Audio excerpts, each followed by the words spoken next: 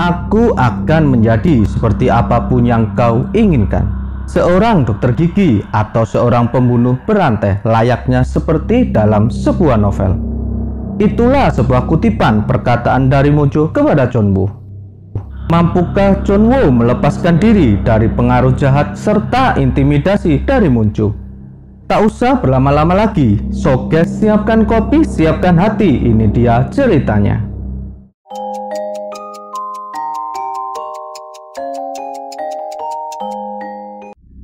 Pada episode sebelumnya, terlihat kembaran dari Dae Jong yang berniat akan segera menghabisi John Woo yang kala itu berada di lantai 4. Namun naasnya, ketika dirinya hendak membunuh John Woo, dirinya dihadang oleh Moon Jo yang saat itu juga sedang berada di sana.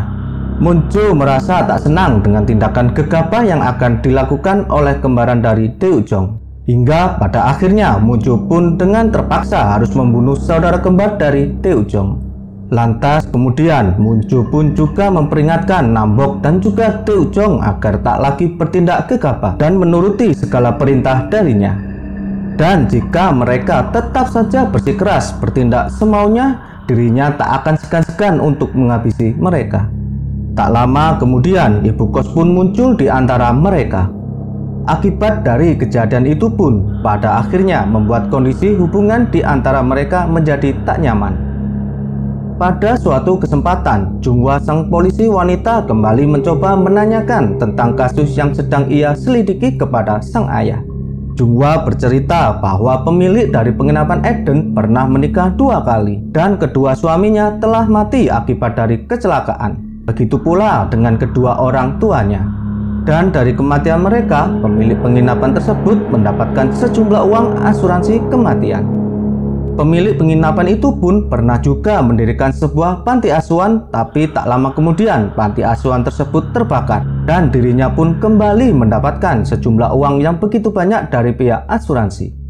Sang ayah pun lantas berujar kepada Junghwa, jika memang pernah terjadi kasus kebakaran di sebuah panti asuhan, pastilah hal itu akan diberitakan ke media.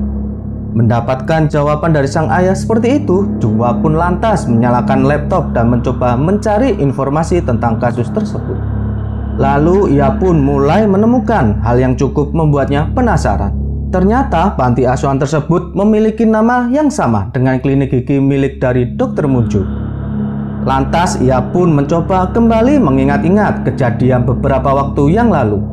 Dalam ingatan tersebut, Junghwa teringat pernah melihat sebuah kursi operasi yang biasa digunakan oleh dokter gigi yang terdapat di salah satu ruangan di lantai 4 penginapan Eden. Selain itu, dirinya juga pernah melihat sosok yang mirip Dr. Moon Jo yang tengah berdiri di atas atap gedung dari penginapan Eden. Demi meyakinkan kecurigaannya, Junghwa pun pergi ke klinik gigi tersebut. Saat berada di sana, dirinya melihat sebuah foto dari Dr. Moon Jo yang tengah berdiri dengan beberapa orang. Saat Junghwa memperhatikan foto tersebut, tiba-tiba Dr. Moon Jo muncul dan berkata kepada Junghwa bahwa foto itu diambil ketika dirinya mendatangi sebuah acara bantuan yang rutin ia lakukan sebulan sekali. Lantas Junghwa mencoba bertanya kepada Dr. Moon Jo, apakah dirinya mengetahui panti asuhan yang bernama Spring. Dr. Moon Jo pun kemudian menjawab, ya, aku tahu panti asuhan tersebut karena aku juga berasal dari sana. Karena itulah mengapa klinik gigi ini memiliki nama yang sama dengan panti asuhan tersebut. Junghwa pun kemudian menunjuk wajah ibu kos yang ada di foto tersebut dan menanyakan apakah Dr. Moon Jo mengenalnya.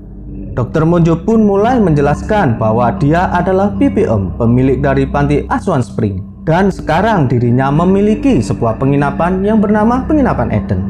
Selain itu, Dr. Moon Jo pun juga menegaskan bahwa sekarang dirinya juga sedang tinggal di penginapan tersebut. Mendengar hal itu, Junghwa pun sedikit mendapatkan titik terang tentang apa yang ia sedang selidiki. Di sisi lain, keakraban John Woo dengan penghuni baru Penginapan Eden yang bernama Seo Yun mulai terjalin. Di sebuah kafe, mereka berdua saling bertukar cerita. Hingga John Woo pun memperingatkan Seo Yun agar berhati-hati dengan para penghuni penginapan Eden. John Woo pun mulai menceritakan berbagai macam perilaku-perilaku aneh dari para penghuni penginapan Eden. Lantas kemudian John Woo meminta bantuan kepada Seo Yun untuk memata-matai mereka, terutama pria berkacamata yang bernama Nam Bok. Karena dirinya mencurigai Nam Bok seringkali berusaha memasuki kamar miliknya secara diam-diam. Seo Yun pun menyanggupi permintaan dari John Woo. Setelah mereka selesai makan dan minum beberapa botol soju, mereka memutuskan untuk kembali ke penginapan. Namun John Woo meminta Seo Yun untuk pulang terlebih dahulu karena dirinya masih akan pergi untuk menemui Ji-eun kekasihnya. Saat berada di depan apartemen tempat Ji-eun tinggal, John Woo mencoba mengirimkan pesan kepada Ji-eun. Namun hal tak terduga tiba-tiba terjadi. Tepat di depan matanya, John Woo melihat Ji-eun keluar dari mobil temannya yang juga bosnya yang bernama Jae-ho. Rasa cemburu pun muncul di hati John Woo. Namun tak lama berselang, dirinya mendapatkan sebuah pesan gambar dari Seo Yun yang memperlihatkan foto Nam Bok yang tengah berada di depan pintu kamar miliknya. Dan tak lama pesan gambar kembali diterima oleh John Woo. Dan kali ini terlihat sebuah foto Nam Bok yang seperti memergoki Seo Yun yang sedang memfotonya. Lihat hal itu, seketika John Woo merasa cemas dengan keadaan dari Seo Yun. Lalu ia pun mengirimkan pesan menanyakan tentang keadaan Seo Yun. Namun dirinya tak mendapatkan respon dari Seo Yun. Takut akan terjadi sesuatu terhadap Seo Yun, John Woo pun memutuskan bergegas kembali ke penginapan Eden. Saat sudah berada di dalam taksi, John Woo pun kembali mencoba menelpon Seo Yun untuk memastikan keadaannya. Dan untungnya kali ini Seo Yun akhirnya mengangkat telepon dari Jong Woo, hingga membuat Jong Woo bisa sedikit bernafas lega karena tak terjadi apa-apa terhadap diri Seo Yun. Sesampainya di penginapan, John Woo kemudian menghampiri Seo Yun yang sedang berada di atap gedung. Kemudian Seo Yun pun mulai bercerita tentang betapa menegangkannya ketika dirinya memata-matai Nam Bok. Setelah itu, Seo Yun pun memberitahukan John Woo bahwa dirinya telah menemukan sebuah dompet di kamarnya. Dirinya meyakini pemilik dompet ini pasti adalah penghuni kamar sebelumnya. Ketika John Woo melihat dompet tersebut, benar saja dompet tersebut adalah milik Hee Jong, pria preman penghuni dari kamar itu sebelumnya. Kemudian Seo Yun pun berujar kepada John Woo, ini terlihat sangat mencurigakan. Mana mungkin seseorang berpamitan akan pergi untuk pulang kampung tapi meninggalkan dompetnya tertinggal. John Woo pun lantas berkata, begitu aku menerima gaji bulan ini, aku akan segera meninggalkan tempat ini. Aku benar-benar sudah tak merasa nyaman dengan kelakuan aneh para penghuni di sini. Coba bayangkan, selalu saja ada orang yang menungguku di depan pintu dengan menggenggam pisau di tangannya. Apa yang sebenarnya telah terjadi di sini? Bagaimana bisa dalam satu gedung penuh dengan para psikopat? Ini benar-benar bisa membuatku menjadi gila. Saat John Woo mulai membicarakan sosok dari Moon Jo dan mulai mengumpat mereka, tanpa disadari, tiba-tiba muncul di belakang John Woo. Lalu kemudian dengan tatapan matanya yang tajam, Moon Jo pun mulai berjalan menghampiri John Woo sembari berkata, ungkapkan semuanya apa yang kau rasakan. Bencilah yang ingin kau benci, makilah yang ingin kau maki, bunuhlah yang ingin kau bunuh. Itu baru namanya pemberani. Setelah itu Moon Jo pun pergi begitu saja meninggalkan mereka. Saat hendak kembali ke dalam kamar miliknya, dirinya dikejutkan sosok Nam Bok yang sedang berdiri di depan pintu kamarnya. Lihat kejadian itu, John Woo pun mengambil ponsel di dalam sakunya dan berniat untuk memotret tindakan yang dilakukan oleh Nam Bok. Namun saat hendak akan memotret Nam Bok, tiba-tiba ibu kos muncul dari belakang hingga membuat dirinya terkejut. Kala itu Seo Yun yang juga terbangun karena mendengar suara berisik dari luar kamar mencoba bertanya kepada John Woo tentang apa yang terjadi.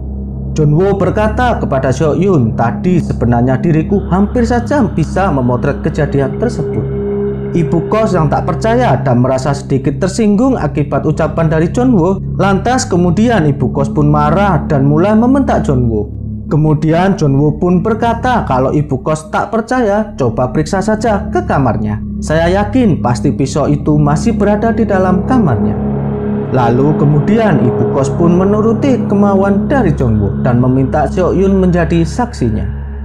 Ibu kos pun mulai berjalan menuju kamar Nam Bok dan mulai menggedor-gedor pintu kamar milik Nam Bok. Ketika Nam-bok baru saja keluar dari kamar miliknya, tanpa banyak kata, ibu kos pun langsung menampar wajahnya dan berujar untuk segera berhenti mengganggu para penghuni kamar lainnya. Keributan yang semakin menjadi-jadi membuat Dae-jong pun keluar dari kamarnya. Ibu kos pun kemudian menyuruh Dae-jong untuk memeriksa kamar Nam-bok dan mencari pisau yang dibicarakan oleh Jeonwoo.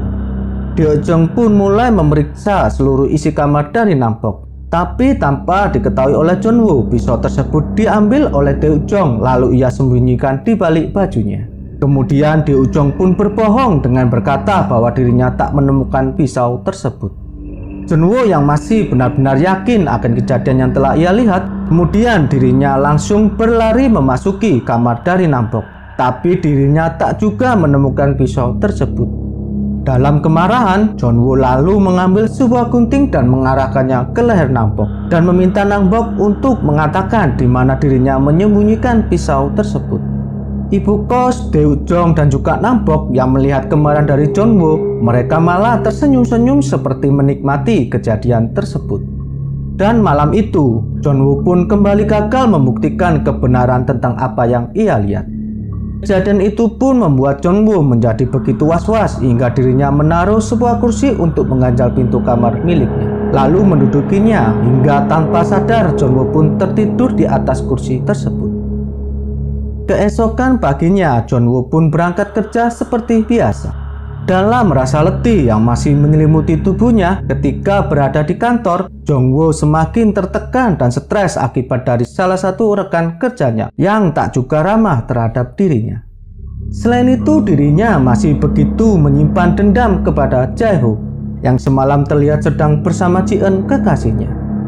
Dalam rasa kalut dan semakin tertekan akibat segala kejadian yang dialami di penginapan Eden, lambat laun membuat emosi Jeonwoo pun semakin tak terkendali. Hingga di saat para rekan kerjanya meninggalkan kantor, dirinya meluapkan emosinya dengan membanting dan merusak keyboard milik salah satu rekan kerjanya yang selama ini tak pernah ramah terhadap dirinya. Perasaan hati Jeonwoo yang sedang tak nyaman, ia pun memutuskan pergi ke sebuah warnet untuk sedikit mencari ketenangan. Namun saat di dalam warnet, dirinya merasa terusik akibat dari ulah beberapa anak SMA. Kemudian ia pun menghampiri penjaga warnet untuk memintanya menegur mereka. Salah satu anak SMA yang mengetahui bahwa Jeonwoo yang telah melaporkan mereka membuat mereka tak terima, hingga mereka pun menghadang Jeonwoo dan berniat akan menghajarnya. Namun kala itu Jeonwoo yang dalam kondisi emosi yang tak stabil malah berbalik menyerang membabi buta ke arah mereka. Jeonwoo yang terluka akibat perkelahian tersebut membuat tubuhnya menjadi lemas hingga dirinya menjadi tak sadarkan diri. Tak lama kemudian Jeonwoo yang mulai sedikit tersadar mulai melihat sosok Munjo yang sudah berdiri di depannya. Kemudian terdengar Munjo berkata, "Tak perlu khawatir, aku akan selalu berada di sisimu." Lantas kemudian Munjo membawa Jeonwoo ke klinik giginya dan mulai menjahit luka yang dialami oleh Jeonwoo. Saat Jeonwoo mulai siuman dan tersadar dari pingsannya, dirinya begitu terkejut dan ketakutan melihat sosok Munjo yang sudah berada di dekatnya. Jeonwoo pun mencoba untuk berontak dan melarikan diri dari Munjo. Namun usahanya sia-sia karena tangannya terikat di kursi pemeriksaan. Dan pada akhirnya Jeonwoo pun hanya bisa pasrah dan berdiam melihat Munjo menjahit bibirnya. Melihat Jeonwoo yang gemetaran, Munjo pun berujar, "Tak perlu takut, aku hanya menjahit luka yang ada di bibirmu." Ketika benda tersebut terlepas dari mulut Jeonwoo, seketika dengan wajah pucat Jeonwoo pun berkata, "Siapa sebenarnya dirimu?" Kemudian Munjo pun menjawab pertanyaan dari Jeonwoo, "Menurutmu seperti apakah diriku? Seorang dokter gigi yang tinggal di sebuah penginapan atau malah seorang pembunuh berantai seperti dalam sebuah novel? Terserah apa yang kau mau, aku bisa menjadi apapun seperti yang kau inginkan." Dengan memandang wajah Jeonwoo, lalu Munjo teringat oleh sosok Ki-yuk yang dulu memiliki karakter yang sama seperti dengan Jeonwoo. Dulu sebelum kehadiran Jeonwoo, Munjo pernah berhasil mempengaruhi pikiran dari seorang laki-laki yang tengah depresi dan menjadikannya seorang psikopat. Namun sayangnya kini Ki-yuk telah mati di tangan Munjo sendiri akibat dirinya terlalu ceroboh dalam mengeksekusi korbannya. Dan kini Munjo pun sedang merencanakan hal yang sama. Dirinya juga berniat akan menjadikan John Woo seorang psikopat seperti para penghuni penginapan Eden lainnya. Di tempat lain, Junhwa dan juga rekannya mulai kembali bergerak, mencari bukti-bukti tentang menghilangnya seorang detektif yang tempo hari sempat mendatangi penginapan Eden. Melalui informasi dari rekaman CCTV, Junhwa mencoba mendatangi lokasi di mana terakhir detektif tersebut terlihat, yang berada di lahan parkir depan penginapan Eden. Dengan mencoba mereka adegan kembali, dirinya mulai mengurutkan satu persatu kejadian di tempat tersebut. Hingga pada akhirnya pandangannya tertuju pada sebuah selokan yang dimana berada di dekat mobil dari detektif tersebut. Dengan membuka penutup dari selokan tersebut, Junhwa pun menemukan sebuah bekas jarum suntik yang telah terpakai. Dirinya yang merasa curiga dengan temuannya tersebut, kemudian mencoba menghubungi kantor kepolisian divisi kriminal di mana tempat detektif tersebut bertugas. Namun ketika Junhwa menyampaikan temuannya yang mungkin berkaitan dengan menghilangnya detektif tersebut, dirinya malah kurang mendapatkan respon dan malah menganggap itu hanya sebuah kemungkinan saja. Mendapati ketidakpercayaan dari para polisi divisi kriminal, Junhwa pun memutuskan mengakhiri pembicaraan dan berkata akan mengirimkan barang bukti tersebut ke kantor mereka. Di tempat lain, beberapa polisi terlihat sedang menemani para orang tua dari anak-anak SMA yang terlibat perkelahian dengan John Woo. Mereka melaporkan John Woo kepada polisi dengan tuduhan telah menganiaya anak-anak mereka. Saat John Woo mulai menjalankan interogasi di kantor kepolisian, wajah John Woo terlihat seperti orang linglung dengan tatapan matanya yang kosong. Ketika para ibu-ibu itu mulai berteriak-teriak meminta para polisi untuk segera menahan John Woo, tiba-tiba muncul di hadapan mereka, lalu meminta kepada orang tua tersebut untuk menarik tuntutan mereka terhadap John Woo. Dan sebagai ganti kerugian atas kejadian tersebut, Munjo akan membayar berapapun yang mereka minta. Mendapatkan tawaran yang menggiurkan, para ibu-ibu itu pun menerima permintaan dari Munjo. Pertolongan yang diberikan oleh Munjo kepada John Woo sejatinya malah membuat dirinya merasa tak senang.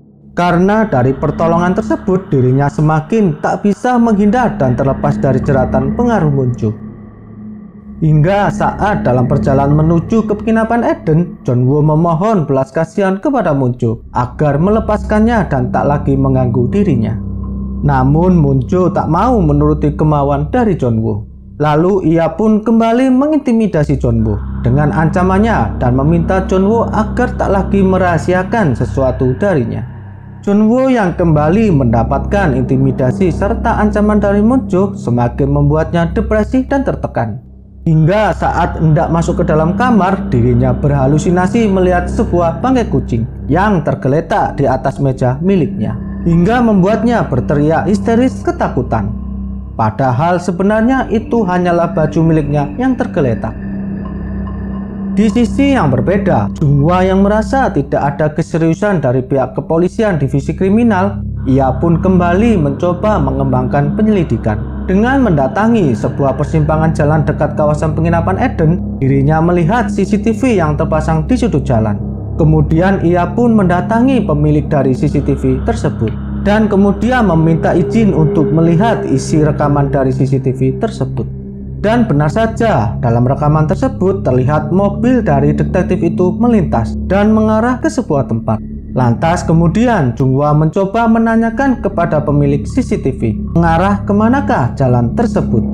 Pria itu pun berkata bahwa jalan tersebut hanyalah sebuah jalan buntu. Demi meyakinkan perasaan curiga yang ada di hati Junhwa, ia kembali bertanya, apakah ada jalan lain untuk keluar dari tempat tersebut. Pria itu pun berkata bahwa tempat itu hanya memiliki satu jalur untuk keluar masuk dari area tersebut. Junhwa pun kembali melanjutkan melihat isi dari rekaman CCTV tersebut. Dan dalam rekaman itu dirinya tak pernah melihat mobil itu keluar dari area tersebut. Melihat adanya kejanggalan, Junhwa pun berniat akan mendatangi tempat tersebut. Di keesokan hari, John Woo yang telah mengalami kejadian yang cukup berat, dirinya memutuskan untuk tetap berangkat bekerja. Saat dirinya sedang duduk di meja miliknya, tak lama berselang, salah satu rekannya yang bernama Byung Min tiba di kantor. Byu-min yang baru saja memasuki kantor, dirinya terkejut melihat keyboard miliknya telah hancur berserakan. Lalu ia pun kemudian mengambil keyboard tersebut sembari membentak-bentak Jeonwoo karena sudah merusakkan keyboard miliknya. Jeonwoo yang masih dalam keadaan depresi kemudian meluapkan amarahnya kepada Byu-min dengan memukul serta menghajarnya tanpa belas kasihan.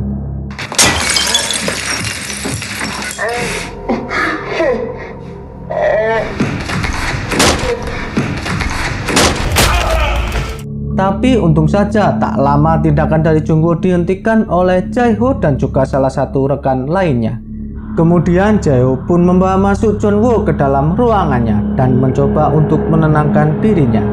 Jeonwoo yang masih merasa cemburu karena memergoki Jae-ho yang telah menemui Ji-eun kekasihnya, Jeonwoo malah bertanya, "Mengapa kau menemui Ji-eun? Kau pikir diriku tak tahu? Jaga kelakuanmu jika kau tak ingin kubunuh." Di tempat yang berbeda, di sebuah kantor kepolisian, Junhwa yang penasaran terhadap jarum suntik yang telah ia temukan, kemudian dirinya mencoba menelepon salah satu kerabatnya untuk meminta tolong mengecek jarum suntik tersebut. Dari hasil pengecekan tersebut tak ditemukan sidik jari yang tertinggal. Namun zat yang disuntikkan melalui jarum tersebut adalah sebuah obat bius yang bernama Articaine. Jenis obat bius lokal yang biasa digunakan oleh dokter gigi karena efek yang ditimbulkannya lebih cepat daripada obat bius lainnya. Mendapati fakta ini semakin meyakinkan Junhwa bahwa pelaku dari kasus ini dilakukan lebih dari satu orang. Saat malam mulai menjelang, Jae-ho yang merasa ada kesalahpahaman antara dirinya dengan Jeonwoo, pada akhirnya dirinya mengajak Jeonwoo untuk pergi ke sebuah kafe untuk membicarakan hal tersebut bersama dengan Ji-eun. Saat terjadi perdebatan antara Jeonwoo dan juga Jae-ho, emosi Jeonwoo sempat tersulut akibat dari perkataan Jae-ho, hingga membuat dirinya berniat memukul kepala Jae-ho dengan sebuah botol yang berada di depannya. Namun saat Jeonwoo hendak memukul kepala dari Jae-ho, tiba-tiba dirinya dikejutkan oleh kemunculan sosok Munjo yang berdiri di hadapannya dan mulai berjalan mendekatinya. Seketika Jeonwoo pun hanya bisa terdiam sembari menarik tubuh Ji-eun untuk melindunginya dari Munjo. Melihat kelakuan dari Munjo membuat Jae-ho sedikit menjadi marah dan memintanya untuk pergi. Perkataan Jae-ho seperti itu tak membuat Munjo bergeming sedikit pun dari tempat duduknya. Dirinya malah menghina Jae-ho dan memancing amarah dari Jae-ho. Pada akhirnya emosi Jae-ho pun tersulut hingga berniat akan mengajar Munjo. Namun hal itu dicegah oleh Jeonwoo. Lantas Jeonwoo pun menarik Munjo keluar dari kafe tersebut. Saat berada di luar, Jeonwoo kembali memohon agar Munjo tak ikut campur dalam urusannya kali ini. Namun Munjo menolak sembari memberitahu Jeonwoo bahwa ketika dirinya sudah menemukan sasaran, dirinya tak akan pernah melepaskannya. Akankah Munjo menjadikan Jae-ho korban berikutnya? Selain itu, sanggupkah Jeonwoo melepaskan diri dari kegilaan Munjo yang semakin tak terkendali? Ikuti kisah terakhir dari alur film Stranger from Hell di part selanjutnya. Tetap semangat, selalu jaga kesehatan, salam 10 malam.